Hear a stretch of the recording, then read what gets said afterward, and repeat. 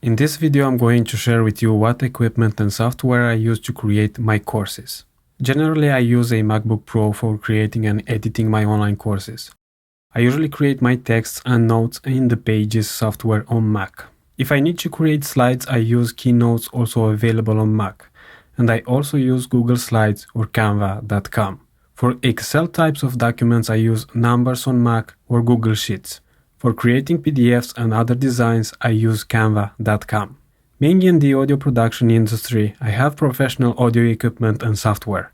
I use Pro Tools HD, which is a professional audio production and editing software, and which I use for recording audio and for music production. I use this software in combination with a professional audio interface and a professional audio system, which I mainly use for my audio production services. For audio recording, sometimes I use microphones like Slate Digital VMS ML1 and Neumann TLM130MT. Then I edit the audio in Pro Tools HD. After I finish editing and processing the audio, I add the audio to my video editing software. When I'm not home or I'm outside my studio and I have to record a video or a tutorial, I use Zoom H5, a portable audio recording device.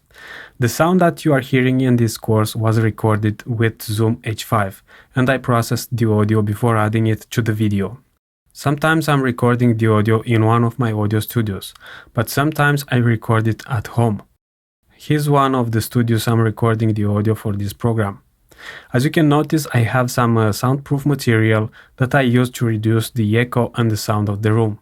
But as I said, if you don't have soundproof material, use whatever you can to take out as much echo of your room as possible. And you can start with bringing clothes to your room. I know that presenting my way of recording audio may be too complex, but the thing is that you don't have to do it my way. You can simply record your videos and audio, but be sure that when you are watching your videos, they are of a good quality, and also listen to your audio. Specifically pay attention if you can hear yourself clearly. When I started creating my online courses, I started using QuickTime Player for screen recording.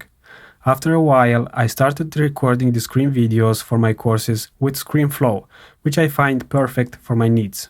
While you can edit video lessons in ScreenFlow, I prefer to edit them in Final Cut. For recording myself, I use my DSLR camera Canon 80D with an AFS 10 to 80mm or 18 to 55mm lens. For lighting, I usually use the 14-inch newer ring light, which you can find on Amazon.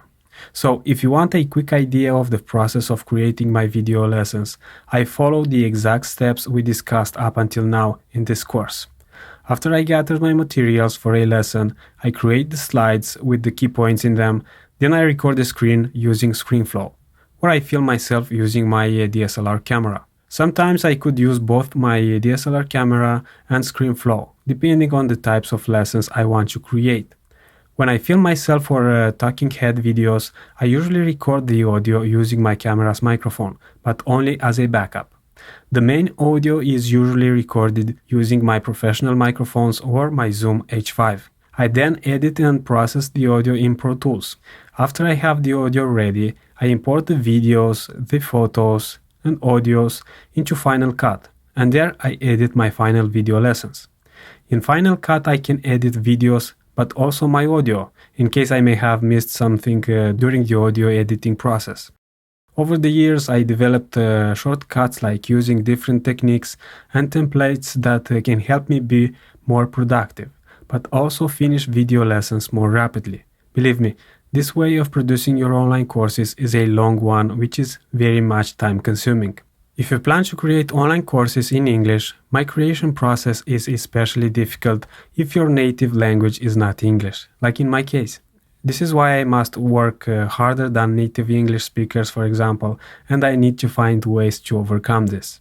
On the other hand, I could just record the videos and audio and leave the audio as it is, but as I work in the audio production niche, I cannot stand for my audio to sound less than good or perfect.